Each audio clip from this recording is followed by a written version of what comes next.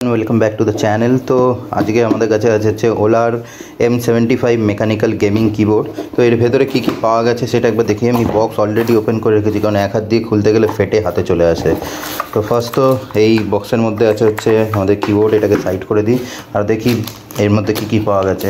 একটা স্টিকার পাওয়া গেছে, মানে বেসিক্যালি একটা কার্ড, যেটার ভেতরে বিশাল কিছু লেখা নেই। এখানে একটা কিওয়ার্ড দেওয়া আছে, যেটা স্ক্যান করলে ওয়েবসাইটে যায়।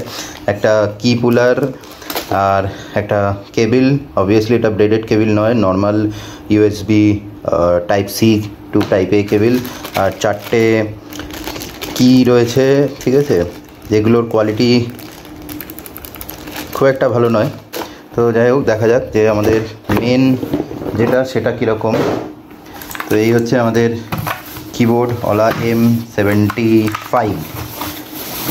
এটা বেসিক্যালি ট্রায়ো কানেক্টিভিটির সাথে আছে, তিনটে মোডে কানেকশন করা যায়। একটা হচ্ছে USB দিয়ে, যেটা ডাইরেক্ট কম্পিউটারে কানেক্ট হবে। সেটাতে কানেক্ট করলে এখানে একটা সুইচ দেওয়া রয়েছে, যে সুইচটার ইউজেসটা বেসিক্যালি বেকার হয়ে যায়। এটা একমাত্র ব্লুটুথ আর ওয়্যারলেস ওয়াইফাই মোডেই কাজ করে।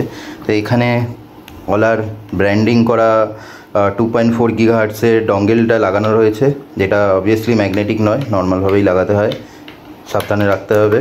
আর এটা হচ্ছে টাইপ সি এর পোর্ট। এখানে কানেকশন সুইচ করার জন্য কোনো অপশান দেওয়া নেই, মানে ব্লুটুথ মোড বা ওয়াইফাই, USB কোনো অপশান দেওয়া নেই। বাট এর শর্টকাটটা আমি জানি, সেটা তোমাদের সাথে শেয়ার করে দিচ্ছি। এর শর্টকাটটা হচ্ছে FN আর অল্টার, এই দুটো সুইচ টিপে তারপরে এসকেপ টিপতে হবে। তো এই কম্বিনেশনে এর পুরো সেট আপটা চেঞ্জ হয়।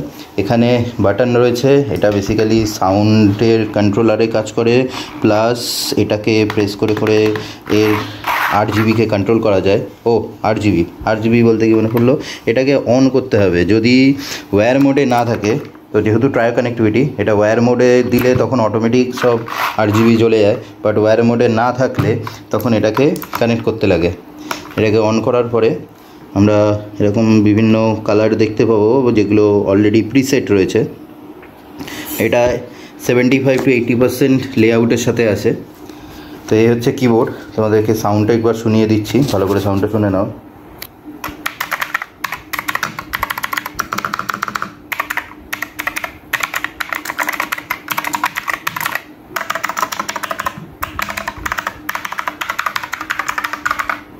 তো এটা মাল্টি কালার কি ক্যাপ দিয়ে আছে, বিভিন্ন রকম কালার আছে দেখতে পাচ্ছ। এখানে black, green, blue, multi colour রয়েছে। জাস্ট এর কানেক্টিভিটির বহুত বড় সমস্যা রয়েছে। বাট এটার একটা অ্যাডভান্টেজ রয়েছে, যে এটার জন্য একটা সফটওয়্যার ওলার থেকে আসে। সেটা হচ্ছে এটা, যেটা এখান থেকে আমরা ডাউনলোড করে রেখেছি, ওলার। বাট এটাও খুব একটা ইউজফুল নয়, বিকজ এখানে আমরা অলরেডি প্রোফাইল দেখব তৈরি করাই রয়েছে। এখান থেকে আমরা ম্যাক্রো সেট করতে পারি, লাইটিং মানে RGB কন্ট্রোল করতে পারি। বাট এগুলো সব প্রিসেট, আগের থেকে সেট করে দেওয়া রয়েছে। তো নিজের থেকে কিন্তু করা যাবে না, যদি মনে হয় নিজের থেকে কোনো কন্ট্রোল করব, সেগুলো করা যাবে না। তো এর থেকে তো বেটার হচ্ছে যে নর্মাল কোনো কিবোর্ড কিনে নেওয়া, যেটা RGB হবে, অ্যান্ড সেটাকে আমরা সুইচ অফ করে রেখে দেবো যদি RGB দরকার না লাগে। আর বাকি সব কিবোর্ডেই মোটামুটি এরমভাবে প্রিসেট হয়েই আসে। তো এটা যদি কন্ট্রোলই না করা যায়, তাহলে 2999 দেওয়ার কী ফায়দা? এর থেকে একটু 1000 টাকা বেশি দিয়ে আরও ভালো কিবোর্ড কিনে নেওয়া বেটার। ওলারই এম এর পরে একটা F সিরিজ আছে, F75, সেটাও অসাম কিবোর্ড, ঠিক আছে। তো এই হচ্ছে আমাদের কিবোর্ড, মেকানিক্যাল কিবোর্ড। সুইচগুলো খুব একটা ভালো নয়, খুব ইজিলি ক্যাপগুলোকে ধরে টানলেই এটা খুলে চলে আসে। আর এখানে দেখতে পারবে যে হোয়াটসঅ্যাপেবল রয়েছে, বাট সুইচগুলো কিন্তু 5 পিনের সাথে সাপোর্ট করবে না। তো 5 পিন হোয়াটসঅ্যাপেবল নয়। এটা খোলা আর লাগানো দুটোই খুব ইজিলি এটা করে ফেলা যায়।